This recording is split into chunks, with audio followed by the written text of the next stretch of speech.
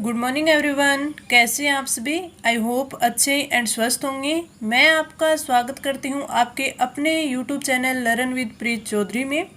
हमारी RAS pre के जो टेस्ट सीरीज चल रही थी उसमें हमारा जो टेस्ट नंबर है वो आज होने वाला है 22वां।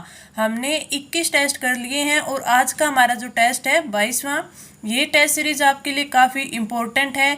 हम रोज के 20 क्वेश्चंस है वो सोल्व करते हैं, लेकिन अगर हमारी क्वेश्चंस की संख्या देखें तो आपके 50 से प्लस क्वेश्चन है आपको कवर करवाए जाते हैं। आपको नोट डाउन भी करवाती हूँ ताकि आप उनका बार बार रिवीजन कर सकें और आपके ये टॉपिक है अच्छे से कवर हो जाएं। ये जो टेस्ट सीरीज है आपके पूरे सिलेबस के अकॉर्डिंग होगी, जिससे आपको पूरा का पूरा सिलेबस है वो कवर करवाया जाएगा। साथ में आपकी प्रैक्टिस करवाई जाएगी कि आपको जो एग्जाम में क्वेश्चंस है वो किस प्रकार अटेम्प्ट करने हैं। अगर आपको कोई भी डाउट हो, कुछ समझ में ना आए तो आप सीधे वीडियो के नीचे कमेंट करके पूछ सकते हैं। इससे अलग अगर आपका कोई डाउट हो, आपके किसी भी एग्जाम से रिलेटेड हो, कोई फॉर्म से रिलेटेड हो, कोई भी आपकी क्वारी हो, तो आप हमारे इंस्टाग्राम पर जुड़कर हमसे डायरेक्ट बातें कर सकते हैं। इस क्लास की पीडीएफ है वो आपको हमारे टेलीग्राम चैनल लर्न विद प्रीत चौधरी पर अपलोड कर दी जाती है, जहां से आप उसे डाउनलोड करके इसका रिवीजन कर सकते हैं और इसका लिंक भी मैं आपको क्लास के नीचे प्रोवाइड करवा दूंगी। तो चलिए आज का जो हमारा टेस्ट है, टेस्ट नंबर 22, वो स्टार्ट करते हैं। और आज की जो क्लास है उसमें हमारे ज्योग्राफी और आपके पॉलिटी के क्वेश्चन रहने वाले हैं। स्टार्ट करते हैं। हमारा फर्स्ट क्वेश्चन, निम्नलिखित कथनों पर विचार कीजिए। मानसून अरबी भाषा का शब्द है। मानसून शब्द का शाब्दिक अर्थ मौसम, ऋतु, हवाओं की दिशा में परिवर्तन है और मानसून का संबंध भारतीय उपमहाद्वीप से भी है। इसमें सत्य कथन है वो हमें बताना है। अगर हम कथनों की बात करें तो इसमें तीनों के तीनों कथन है वो सही दे रखे हैं। मानसून अरबी भाषा का शब्द है जिसका अर्थ होता है कि मौसम, ऋतु या फिर हवाओं की दिशाओं में परिवर्तन। आपसे अगर पूछे कि जो मानसून शब्द है इसकी सर्वप्रथम व्याख्या है वो किसने की थी, तो सर्वप्रथम व्याख्या है वो अल मसूदी ने की थी। किसने की थी? अल मसूदी ने। अल मसूदी ने इसकी व्याख्या की थी, जो कि अरब का विद्वान था। आपने कई बार पढ़ा होगा कि जो भारतीय मानसून है उसको कृषि हेतु जुए की संज्ञा दी जाती है। कृषि हेतु जुए की संज्ञा दी जाती है। क्यों दी जाती है? कि जो हमारे भारतीय कृषि है वो ज़्यादातर कृषि है वो जो कृषि का विकास है या जो कृषि है वो मानसून पर डिपेंड करती है। मानसून पर डिपेंड करती है क्योंकि जहाँ अच्छी मानसून आएगी, अच्छी वर्षा होगी, कृषि भी अच्छी होगी। और अगर आपका मानसून कमज़ोर हो गया, वर्षा कम हुई, तो हमारी कृषि भी चौपट हो जाती है। तो इसलिए इसे कृषि को हेतु जुए की संज्ञा भी मानसून को दी जाती है। और जो मानसून का संबंध है वो भारतीय उपमहाद्वीप से है। एक आपके लिए इम्पोर्टेंट क्वेश्चन है कि आपसे पूछा जा सकता है कि जो भारत की जलवायु है कौन से प्रकार की है। अगर सीधा पूछे भारत की जलवायु तो वो तो आपके उष्ण कटिबंधीय जलवायु है, उष्ण कटिबंधीय जलवायु है। लेकिन भारत को जो कर्क रेखा है वो दो भागों में बांटती है, यानी काटती है। तो जो ऊपर का ये भारत है और भारत की जैसे यहाँ से मान के चलिए कि ये कर्क रेखा गुजरती है, तो जो ऊपर का पार्ट है उसके अगर आपको जलवायु पूछ ले तो ये है शीतोष्ण कटिबंधीय। ये आपकी कौन सी है? शीतोष्ण कटिबंधीय। और जो नीचे का भाग है यानी उत्तरी भाग जो कर्क रेखा के उत्तर में स्थित है वो तो शीतोष्ण कटिबंधीय है। और कर्क रेखा के जो दक्षिण का भाग है वो कौन सा है? वो है आपका उष्ण कटिबंधीय। तो आपका ये इंपॉर्टेंट क्वेश्चन बन जाता है जिसको आपको अच्छे से ध्यान में रखना है कि उत्तरी भाग कर्क रेखा जब काटती है उसका उत्तरी भाग है वो तो आपका शीतोष्ण कटिबंधीय है और जो दक्षिणी भाग है वो आपका कौन सा है? वो आपका उष्ण कटिबंधीय है। इस क्वेश्चन का राइट आंसर ऑप्शन है 4th।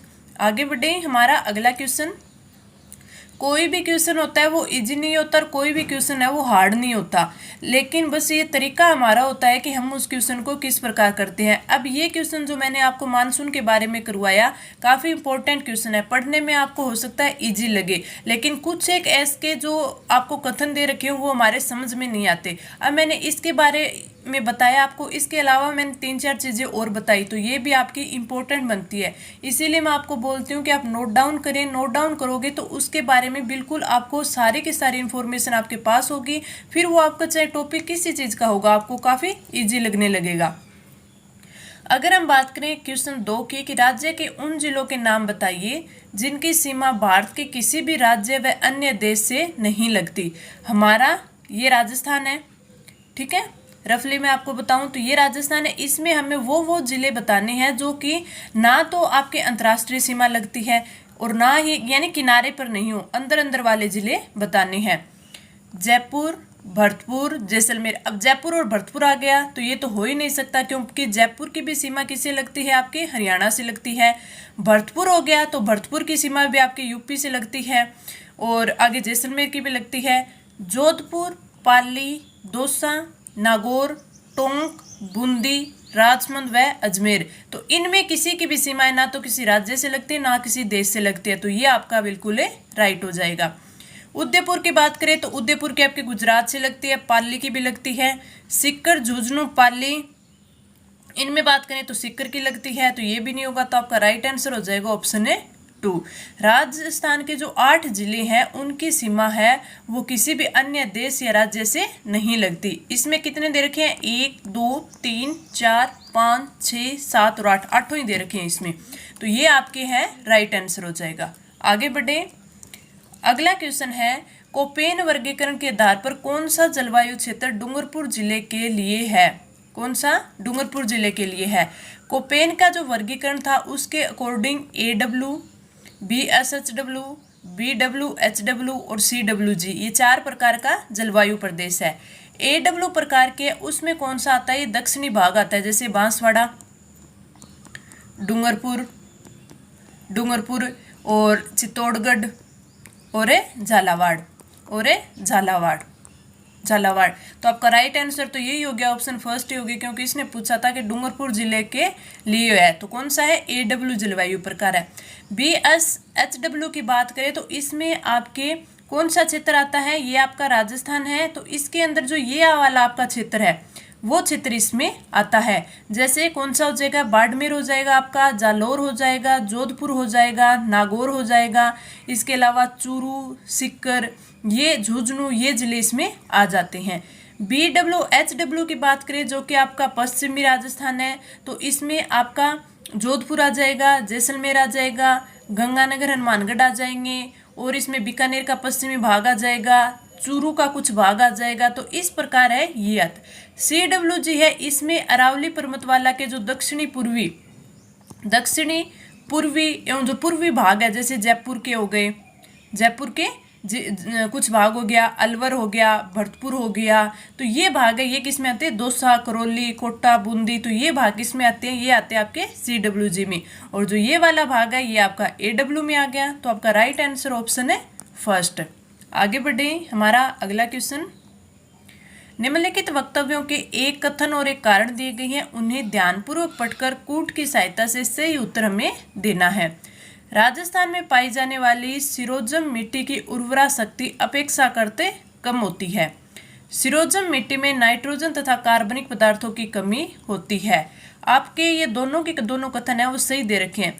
जो सिरोजम मिट्टी होती है इसे धूसर मरुस्थलीय मिट्टी भी बोलते हैं। धूसर मरुस्थलीय मिट्टी जो आपका ये अरावली है, बात करें ये अरावली है, तो जो अरावली का पश्चिमी भाग है, ठीक है, उस भाग में पाई जाती है। अरावली के पश्चिमी भाग में, इस भाग में कौन सी पाई जाती है, ये आपकी सिरोजम बोल दिया, धूसर मिट्टी है वो बोल सकते हैं। इसमें कौन कौन से जिले आ जाते हैं, जैसे यहाँ पे पाली आ गया, नागौर आ गया, सीकर आ गया, और कौन से क्षेत्र आ गए, झुंझुनू आ गया, तो इन क्षेत्रों में ये मिट्टी है वो पाई जाती है। इसका रंग भी कौन सा होता है, इसका रंग भी पीला रंग होता है, और इसकी उर्वरा शक्ति है वो कम होती है। इसमें नाइट्रोजन व कार्बनिक पदार्थों व जो जैविक पदार्थ होते हैं उनकी कमी पाई जाती है, जैविक पदार्थों की कमी पाई जाती है। तो इसमें उर्वरा शक्ति है वो कम क्यों होती है, क्योंकि इसमें नाइट्रोजन तथा कार्बनिक पदार्थों की कमी पाई जाती है, इसलिए कम होती है। तो यानी ए की व्याख्या है वो आर करता है, तो आपका राइट आंसर क्या हो जाएगा, ऑप्शन है थर्ड। आगे बढ़े, अगला क्वेश्चन है, निम्नलिखित में से कौन सी नदी उत्खात भूमि के लिए कुख्यात है। आपको सभी को पता है ये, इसका राइट आंसर हो जाएगा ऑप्शन है फर्स्ट। चंबल नदी है वो उत्खात भूमि के लिए प्रसिद्ध है। अब इससे और क्वेश्चन भी बन सकते हैं। एक सबसे इंपॉर्टेंट क्वेश्चन इससे बनता है कि जो आपकी चंबल नदी है वो एकमात्र ऐसी नदी है, एकमात्र विश्व में ऐसी नदी है जिसमें 100 किलोमीटर में 100 किलोमीटर के अंदर 100 किलोमीटर के दायरे में कितने हैं, 3 बांध है वो बनाए गए हैं, 3 बांध है वो बनाई गई हैं। तो ये क्वेश्चन आपके लिए काफ़ी इंपॉर्टेंट है। कई बार चंबल नदी के जो अन्य नाम है वो पूछ लिए जाते हैं। कौन कौन से होते हैं, चरमवती नदी या चरणवती नदी, इसके साथ साथ ही राजस्थान की कामधेनु, राजस्थान की कामधेनु, इसे ही बारहमासी भी नदी भी बोलते हैं, बारहमासी नदी, इसे नित्यवाही नदी भी बोलते हैं, नित्यवाही नदी। इन सारे नामों से चंबल नदी को जाना जाता है। एक इससे इंपॉर्टेंट क्वेश्चन बनता है कि जो इसकी सहायक नदियां हैं वो आपसे पूछी जाती है कि इसकी कौन कौन सी है वो सहायक नदियां हैं। जैसे एक आपकी इसकी क्या है, अल्लनिया, अल्लनिया इसकी सहायक नदी है, बनास इसकी सहायक नदी है, इसके अलावा इसकी काली सिंध, काली सिंध भी इसकी सहायक नदी है, मेज इसकी सहायक नदी है, और छोटी काली सिंध भी है, पार्वती भी है, पार्वती, और इसके अलावा कौन सी है इसकी, बामनी, बामनी ये इसकी है, एक इसकी कुराल। ये जो इम्पोर्टेंट है वो इसकी सहायक नदियां हैं। इनसे भी काफ़ी बार एग्जाम में क्वेश्चन पूछा जाता है। तो आपका राइट आंसर हो जाएगा ऑप्शन फर्स्ट। आगे बढ़े, अगला क्वेश्चन है कि निम्नलिखित को सुमेलित कीजिए। सूची फर्स्ट इस साइड जिले दे रखे हैं और सूची सेकंड है इस साइड है इनके जिले दे रखे हैं कि कहाँ पे ये जिले हैं वो स्थित है। सबसे पहले दे रखा है सांबर झील। तो सांबर झील है वो वैसे तो 3 जिलों में आती है थोड़ा थोड़ा, लेकिन ये अगर देखिए तो ये किस जिले में आती है, जयपुर में आती है।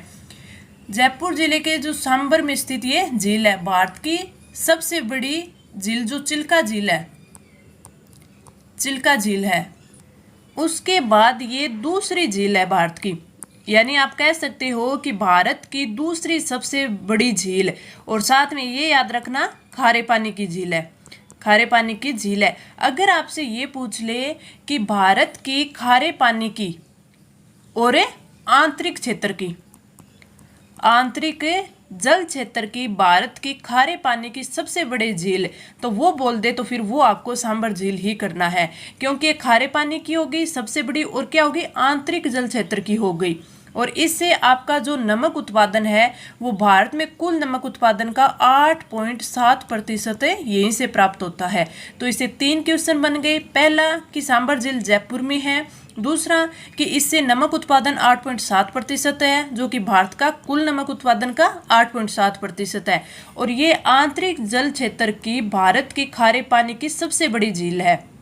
ठीक है, अगला है सिलीसेट झील। सिलीसेट झील है, सिलीसेट झील कहाँ पे स्थित है, ये अलवर में स्थित है। और अब से कई बार पूछा जाता है कि इसका निर्माण किसने करवाया था, तो इसका निर्माण है वो महाराजा विनय सिंह ने करवाया था।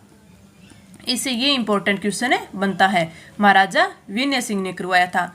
अगली है लूणकरणसल झील। ये कहाँ पे है, ये बीकानेर में है, और यहाँ पर कम मात्रा में नमक का उत्पादन होता है, कम मात्रा में होता है। तो लूणकरणसल झील क्या है, ये भी खारे पानी की झील है। फतेह सागर झील का बात करें तो ये कहाँ पे है, उदयपुर में है, और इसका निर्माण है वो राणा फतेह सिंह ने करवाया था। तो आपका ये आपका मिलान कर दिया, नीचे जो कूट होगा वो राइट आंसर हो जाएगा। आगे बढ़े, अगला क्वेश्चन है कि राजस्थान में जैव विविधता अधिनियम के अंतर्गत जैव विविधता बोर्ड का गठन किया गया 2014, 2012, 2010 और 2008। तो आपका राइट आंसर हो जाएगा ऑप्शन है थर्ड। जैव विविधता अधिनियम कौन सा है, अगर आपसे पूछ ले कि जैव विविधता अधिनियम, तो ये अधिनियम है 2002 का। पहला क्वेश्चन ये बन गया। दूसरा कि इसकी जो जैव विविधता अधिनियम 2002 है, इसकी धारा 63, इसकी धारा 63 है, उसके अंतर्गत जो शक्तियाँ दी गई है उनका यूज करके यानी उपयोग करके है वो राजस्थान सरकार ने 2 मार्च, कब है 2 मार्च 2010 को राजस्थान जैव विविधता नियम है वो पारित किया था। तो आपको ये पूछा जा सकता है कब किया था, 2 मार्च 2010 को किया था, और किस धारा के अंतर्गत होता है, तो ये धारा 63, और इसमें भी एक उपधारा होती है, उपधारा 1। तो आप वो याद चाहे ना रखें, लेकिन आप ये याद रखें धारा कौन सी, 63। और आप अगर ये पूछ ले आपसे कि जैव विविधता बोर्ड का गठन कब किया गया था, वो किया गया था 14 14 सितंबर 2010 को। तो राइट आंसर ऑप्शन थर्ड। 4 चीजें याद रखिएगा। 4 कौन सी? पहला कि जैव विविधता अधिनियम कौन सा है? 2002 का है। इसके अकॉर्डिंग जो जैव विविधता नियम लाया गया था वो किस धारा के अकॉर्डिंग? धारा 63 की उपधारा 1 के अंतर्गत लाया गया था। इसका जो गठन है राजस्थान राज्य जैव विविधता बोर्ड, तो उसका गठन कब किया गया था? 14 सितंबर 2010 को। और जो राजस्थान का जैव विविधता नियम है वो पारित कब किया गया? 2 मार्च 2010 को। Right answer option third. आगे बढ़े। निम्नलिखित में से राजस्थान के राष्ट्रीय उद्यान हैं मुकुंदरा हिल्स, रणथंभौर, केवलादेव घना पक्षी विहार और नेशनल चंबल सेंचुरी। तो आपका राइट आंसर कौन सा हो जाएगा? राइट आंसर हो जाएगा ऑप्शन 2। सभी को पता है कि जो A, B और C यानी मुकुंदरा हिल्स, रणथंभौर और केवलादेव, ये तीनों राजस्थान के राष्ट्रीय उद्यान हैं। इनसे और इम्पोर्टेंट क्या क्वेश्चन बन सकता है कि जो राष्ट्रीय उद्यान है रणथंभौर राष्ट्रीय उद्यान की सबसे पहले हम बात करें तो ये हमारे राजस्थान का पहला राष्ट्रीय उद्यान है, जो कि कहाँ पे है? ये सवाई माधोपुर में है। सवाई माधोपुर में है। इससे क्वेश्चन ये पूछा जाता है कि इसे वन्य जीव अभयारण्य है वो कब घोषित किया गया? तो वन्य जीव अभयारण्य इसको 1955 में घोषित किया गया। और याद रखना कि राजस्थान का पहला राष्ट्रीय उद्यान रणथंभौर है। दूसरा पूछ ले आपसे तो जो केवलादेव घना पक्षी विहार है जो कि कहाँ पे है? भरतपुर में है। इसको पक्षी अभयारण्य पूछा जाता है कि इसको पक्षी अभयारण्य कब घोषित किया गया? तो ये किया गया था 1956 में। और ये राजस्थान की आर्द्र भूमि भी है। आर्द्र भूमि पूछ ले, नम भूमि पूछ ले तो वो है। अगर हम बात करें मुकुंदरा हिल्स की तो मुकुंदरा हिल्स कहाँ पे है? ये आपके कोटा और चित्तौड़गढ़ में, कोटा चित्तौड़गढ़ में है। और ये अगर आपका पूछे कि ये अभयारण्य कब बना? 2012 में और राष्ट्रीय उद्यान 2013 में। तो ये आपके इंपॉर्टेंट है। रणथंभौर और केवलादेव का ये पूछा जाता है कि रणथंभौर है वो आपका वन्य जीव अभयारण्य कब बना? 1955 में। और जो आपका केवलादेव है वो पक्षी अभयारण्य कब बना? 1956 में। Right answer option 2। आगे बढ़े। आपका अगला क्वेश्चन, मैं अपनी तरफ से 100% दे रही हूँ। मैं ये मान के चलती हूँ कि मैं जो आपको समझाती हूँ शायद आपको अच्छे से समझ में आता है। फिर भी कोई डाउट रहता है तो आप बेझिझक कमेंट करके पूछ सकते हैं। मैं आपका पूरा का पूरा डाउट है वो क्लियर करने की कोशिश करूँगी। अगर वहाँ आपको कमेंट के जरिए आपका अगर आपका कोई भी डाउट है वो कवर नहीं होता है तो अगले दिन क्लास में आपका डाउट क्लियर किया जाएगा। और ये जितने भी क्वेश्चन लेके आती हूँ चाहे आपको इजी लगे हार्ड लगे, ये आपके एग्जाम के लिए बहुत ही इम्पोर्टेंट है। आरपीएससी सैम ऐसा ही एग्जाम में है वो क्वेश्चन से बनाती है, तो आपके लिए काफ़ी इंपॉर्टेंट ये टेस्ट सीरीज है। अगले क्वेश्चन की बात करें तो सूची फर्स्ट और सूची सेकंड का मिलान करना है। इस साइड आपको स्थान दे रखे हैं और इस साइड आपको खनिज दे रखे हैं। तो इनको हमें बताना है कि कौन से खनिज के लिए कौन सा क्षेत्र है वो उत्पादक क्षेत्र है। राजपुरा द्रीबा, नाथरा की पाल, खोदरीबा और बांदर सिंदरी। राजपुरा द्रीबा की बात करें तो राजपुरा द्रीबा किसकी खान है? ये पहली तो बात है ये राजसमंद में स्थित है, राजसमंद में स्थित है। और ये सीसा जस्ता की खान है, तो सीसा जस्ता की खान है तो ये इसमें ए में क्या आ जाएगा? 2 आ जाएगा कि राजपुरा द्रीबा है ये राजसमंद में स्थित है और सीसा जस्ता की खानी है। सीसा जस्ता के लिए और भी खाने इंपॉर्टेंट है, जैसे और कौन कौन सी हैं? एक तो आपकी भीलवाड़ा में है, आपको याद भी है रामपुरा आगुचा, रामपुरा आगुचा जो कहाँ पे है? भीलवाड़ा में है। इसके अलावा आपके राजपुरा द्रीबा में जो आपको बता दिया ये कहाँ पे है? राजसमंद में। एक इसके अलावा सिंदेसर, सिंदेसर जो इम्पोर्टेंट है वही बता रही हूँ मैं।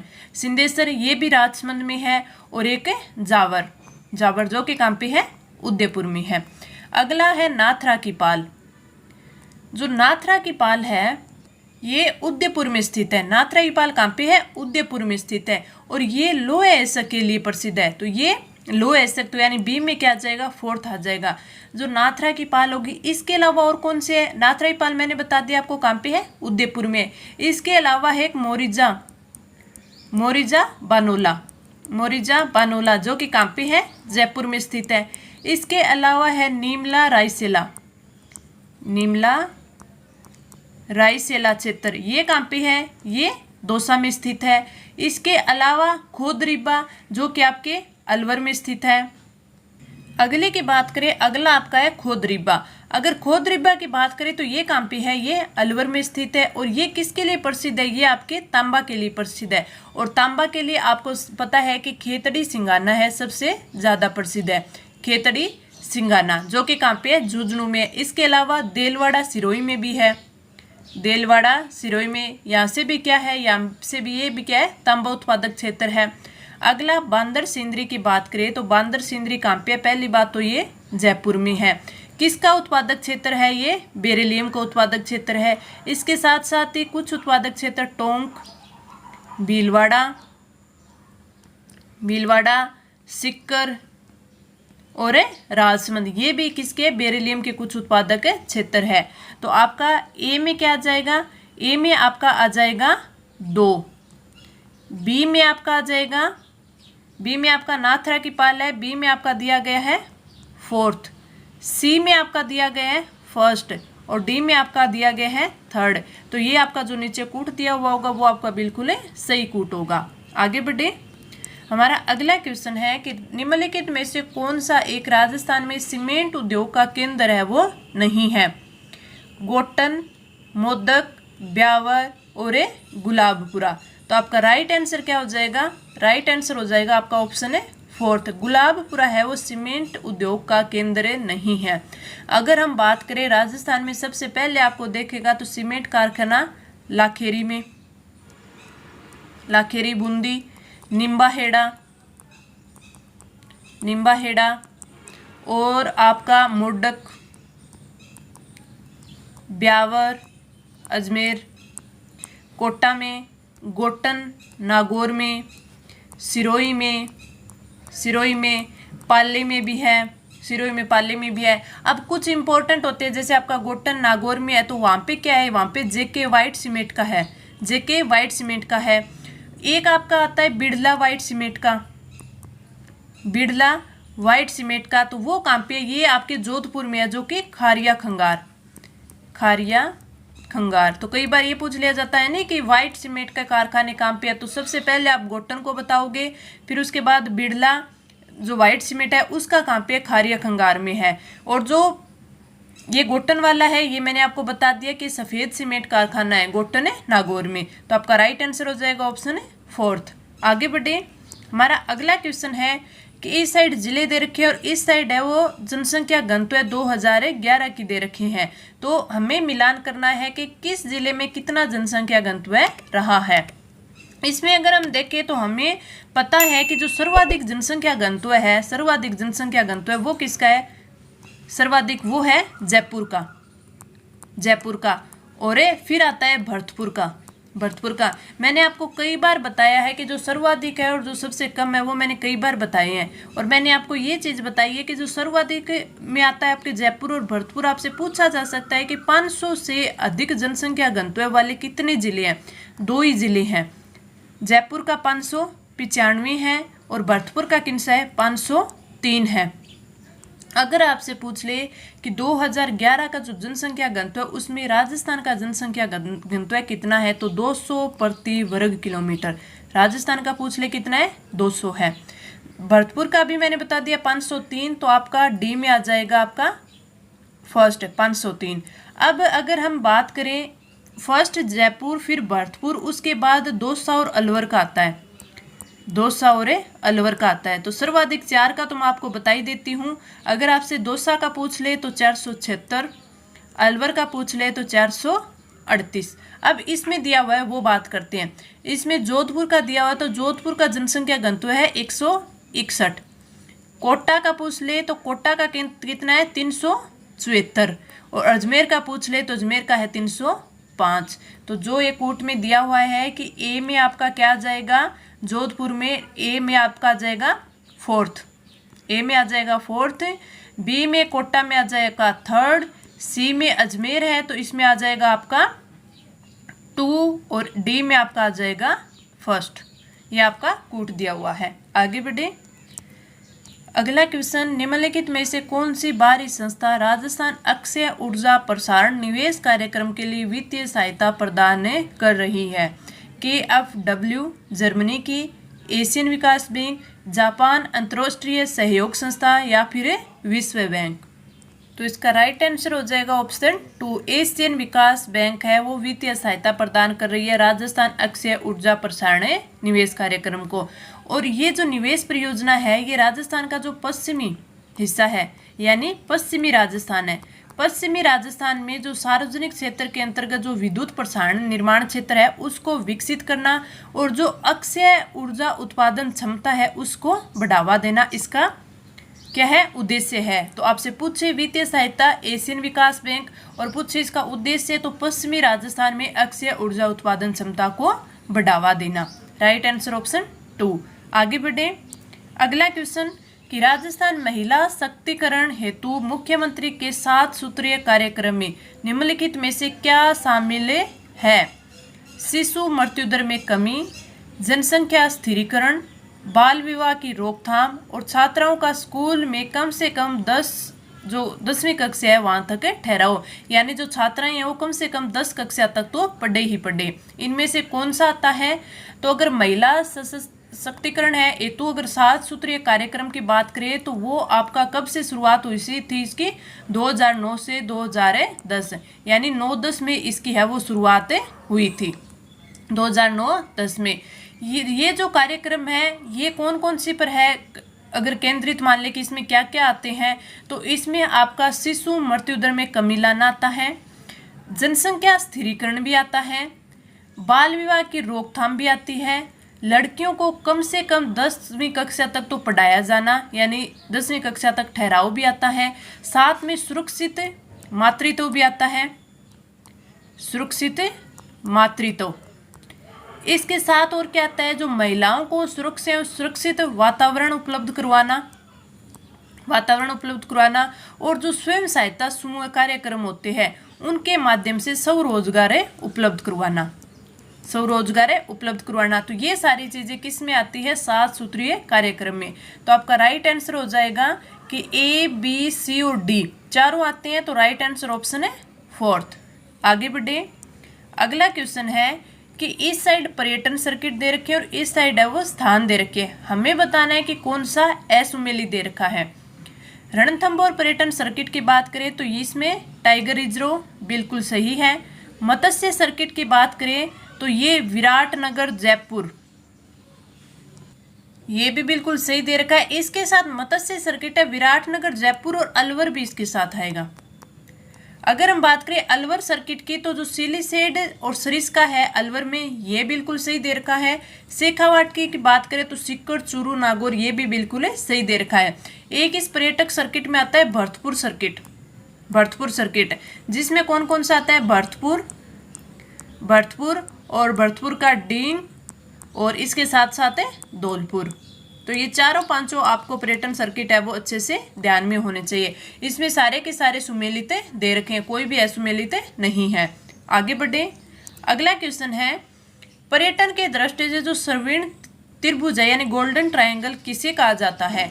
जोधपुर जैसलमेर उदयपुर को, जयपुर जोधपुर उदयपुर को, जयपुर आगरा दिल्ली और जयपुर आगरा सवाई माधोपुर। तो आपका राइट आंसर हो जाएगा ऑप्शन है 3rd।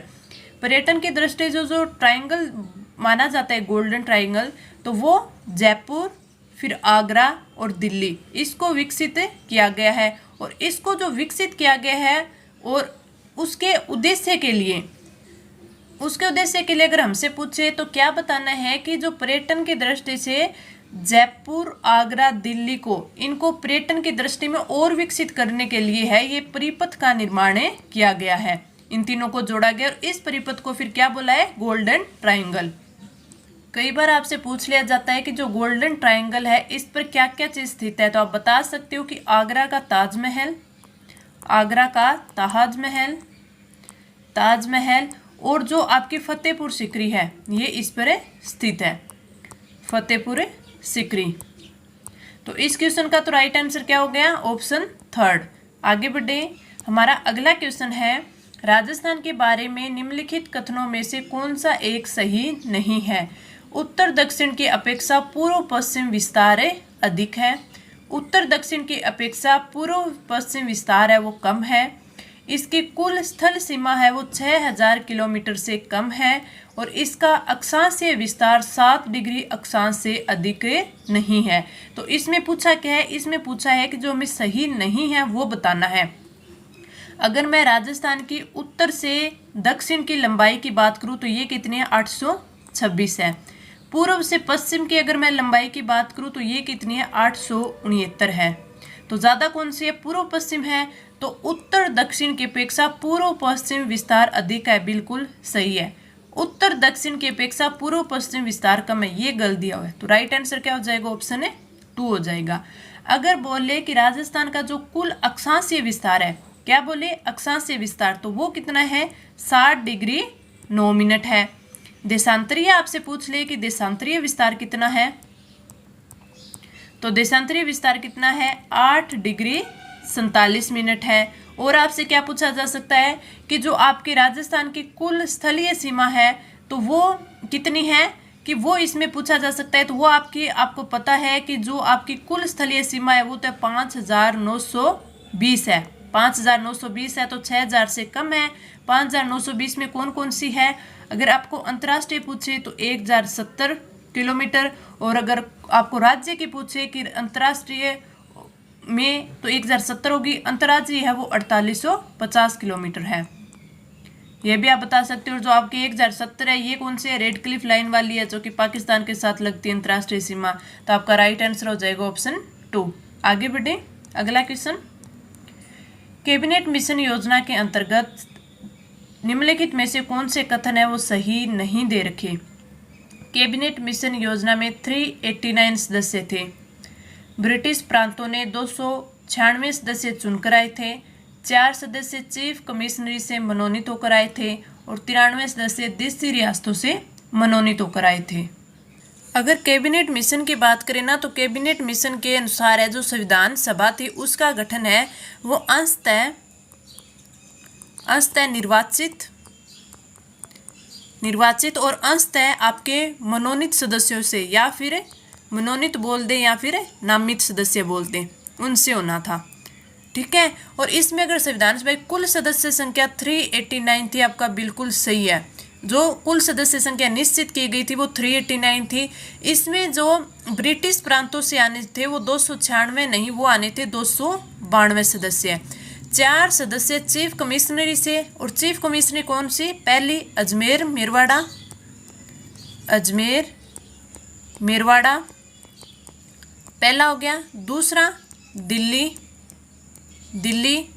तीसरा कुरुग जो कि कर्नाटका में, और चौथा बलूचिस्तान। चारों की चारों आपको याद होनी चाहिए। कौन कौन सी हो गई, अजमेर, मेरवाड़ा, दिल्ली, कुरुग और बलूचिस्तान।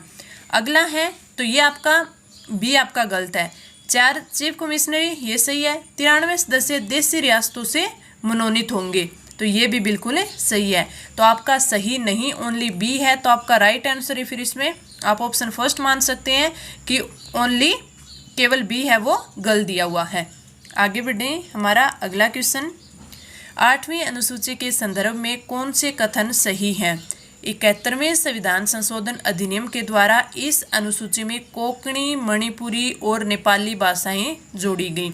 92वें संविधान संशोधन से बोडो, डोगरी, मैथिली और संथाली। मूल संविधान में 14 भाषाएं थी और 92वें संविधान संशोधन अधिनियम के द्वारा इस अनुसूची में सिंधी भाषा जोड़ी गई। सही उत्तर हमें बताना है। तो इसमें आपका ऑप्शन फर्स्ट की बात करें कि 71वां संविधान संशोधन कब हुआ था, 1992 में। उसमें आपके कोंकणी, मणिपुरी और नेपाली, इसको आप याद कर सकते हैं नमक यानी नेपाली, मणिपुरी और कोंकणी। अगर आप ऐसे ट्रिक से याद करना चाहे तो कर सकते हैं। तो ये कब है, 1992 में 71वें संविधान संशोधन, बिल्कुल सही दे रखा है। 92वें संविधान संशोधन अधिनियम द्वारा इस अनुसूची में बोडो, डोगरी, मैथिली और संथाली, ये कब हुआ था, 2003 में हुआ था। तो ये भी बिल्कुल सही दे रखा है। मूल संविधान में जो मान्यता प्राप्त थी 14 भाषाएं थी, बिल्कुल सही है। और अब कितनी है, अब है 22 भाषाएं।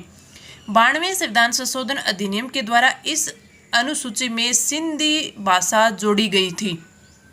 सिंधी भाषा जोड़ी गई थी, तो जो गल दे रखा है।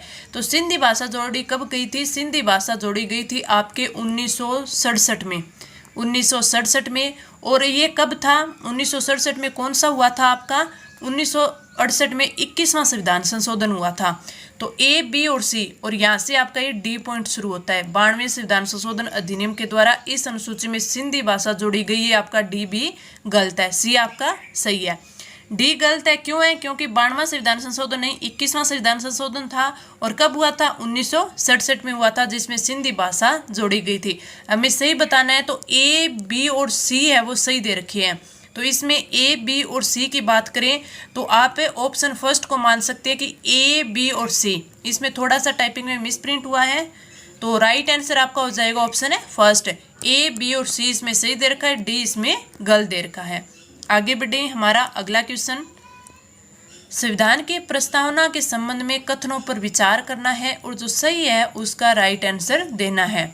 उद्देशिका में जो वर्णित सामाजिक, आर्थिक, राजनीतिक न्याय का आदर्श फ्रांसीसी क्रांति से प्रेरित है। प्रस्तावना स्वयं न्यायालय में परिवर्तनीय नहीं है। संविधान की प्रस्तावना में जिन आदर्शों एवं उद्देश्यों की रूपरेखा दी गई उनकी व्याख्या राज्य के नीति निर्देशक सिद्धांतों में की गई है। तो आपका राइट आंसर ए और सी हो जाएगा। तो राइट आंसर ऑप्शन है फोर्थ। अगर हम बात करें हमारी उद्देशिका की, तो जो अमेरिका का संविधान है उसी के समान है। इस संविधान में भी जो प्रारंभ में है वो प्रस्तावना वह ऐड की गई है। अगर आपसे पूछ ले कि इसकी जो भाषा शैली है, भाषा शैली वो किस संविधान से ली गई है, तो ये ऑस्ट्रेलिया के संविधान से ली गई है, ऑस्ट्रेलिया के संविधान से ली गई है। इसके अलावा आपसे पूछे तो इसमें आप बता सकते हैं कि जो भारतीय संविधान की प्रस्तावना है वो पंडित जवाहरलाल नेहरू है, उनके द्वारा जो बनाया गया था उद्देश्य प्रस्ताव उस पर आधारित है। और वो उन्होंने संविधान सभा में कब पेश किया था? तो 13 दिसंबर 1946 को है वो जवाहरलाल नेहरू जी ने है जो उद्देश्य प्रस्ताव है वो वहाँ पे पेश किया था संविधान सभा में। इसको संविधान सभा ने स्वीकार कब किया था? 22 जनवरी 1947 को। दोनों डेट काफ़ी इंपॉर्टेंट है, आपसे पूछी जा सकती है। और एक इसमें एक डेट और होती है कि 26 नवंबर 1949 को है वो प्रस्तावना को क्या संविधान को आत्मसमर्पित की गई थी। प्रस्तावना में अभी तक केवल एक बार है वो संशोधन हुआ है। वो कब हुआ है? वो 42वें संविधान संशोधन 1976 में हुआ है, जिसके अंदर है वो प्रस्तावना में समाजवादी, पंथ निरपेक्ष और अखंडता शब्द है वो जोड़े गए थे। Right answer option fourth. ये कुछ और पॉइंट थे जो मैंने आपको बता दिए। अगला क्वेश्चन हमारे टेस्ट का लास्ट क्वेश्चन है कि राष्ट्रपति पर महाभियोग के संदर्भ में निम्नलिखित कथनों पर विचार कीजिए। राष्ट्रपति पर महाभियोग का प्रस्ताव लाने हेतु किसी भी सदन की कुल संख्या के 1/23 सदस्यों का समर्थन होना आवश्यक है। राष्ट्रपति को हटाने के संदर्भ में दोनों सदनों को समान शक्तियां प्राप्त है। महाभियोग प्रक्रिया में संसद, विधानमंडल के मनोनीत व निर्वाचित सदस्य भाग लेते हैं और महाभियोग का प्रस्ताव केवल लोकसभा में लाया जा सकता है। इसमें पूछा है कि कौन सा कथन है वो सही नहीं है, गलत दिया हुआ है। तो इसमें आपका ऑप्शन फर्स्ट, राष्ट्रपति पर महाभियोग का प्रस्ताव। सबसे पहले तो आपको अनुच्छेद 61 याद रखना है कि 61 में राष्ट्रपति पर महाभियोग की प्रक्रिया है वो दी गई है। राष्ट्रपति पर महाभियोग का जो प्रस्ताव है लाने तो किसी भी सदन की कुल सदस्य संख्या के 1/3 नहीं 1/4 सदस्यों के हस्ताक्षर होने चाहिए, समर्थन होना चाहिए। तो आपका फर्स्ट गलत हो गया। राष्ट्रपति को हटाने के संदर्भ में दोनों सदनों को समान शक्तियां प्राप्त है, ये भी इनका सही है कि महाभियोग केवल संसद के दोनों सदनों में किसी भी सदन में लाया जा सकता है। तो ये आपकी बात है सही दे रखी है, ये गलत है। महाभियोग प्रक्रिया में संसद, विधानमंडल के मनोनीत व निर्वाचित सदस्य भाग लेते हैं। महाभियोग का प्रस्ताव केवल लोकसभा में लाया जा सकता है। तो सी और डी भी गलत दे रखी है। तो राइट आंसर आ जाएगा ऑप्शन है थर्ड, केवल ए, सी और डी गलत दे रखी है। राष्ट्रपति पर जब ये महाभियोग चलाया जाता है तो अभियोग की सूचना राष्ट्रपति को 14 दिन पहले देनी होती है। 14 दिन बाद अभियोग चलाने वाले जो सदन है उस पर विचार किया जाएगा और जो अभियोग का प्रस्ताव है वो जो कुल सदस्य होते हैं उनके 2/3 सदस्यों के द्वारा प्रस्तुत किया जाता है। यानी उस टाइम में उससे जो आपका सदन होता है उसमें होता है तो 2/3 सदस्यों द्वारा स्वीकृत किया जाता है। उसके बाद जो आपका ये अभियोग होता है ये आपके दूसरे सदन में भेजा जाता है। दूसरा सदन है उसकी खुद जांच कर सकता है इस अभियोग की, या फिर इसके लिए कोई विशेष समिति है वो गठित कर सकता है। फिर इसके द्वारा जो अपने पक्ष राष्ट्रपति है वो स्वयं भी अपने पक्ष रख सकता है, प्रस्तुत कर सकता है, और अगर इस पर जो आरोप है वो सिद्ध हो जाता है तो फिर सदन के जो सदस्य होते हैं अपने कुल सदस्यों में से 2/3 बहुमत से इस जो ये आपका अभियोग होता है इसे पारित कर देते हैं। और जब ये प्रस्ताव है वो स्वीकृत हो जाता है तो उस स्थिति से राष्ट्रपति को पद मुक्त समझा जाएगा। तो राइट आंसर ऑप्शन 3 हो जाएगा। मैंने आपको इम्पोर्टेंट 20 क्वेश्चन करवाए, इसके साथ साथ एक्स्ट्रा भी क्वेश्चन मैंने आपको करवा दिए हैं। क्लास कैसी लगी कमेंट करके ज़रूर बताना, अच्छी लगी तो लाइक करना और अपने फ्रेंड्स के साथ शेयर ज़रूर करना। चलिए मिलते हैं अगली क्लास में।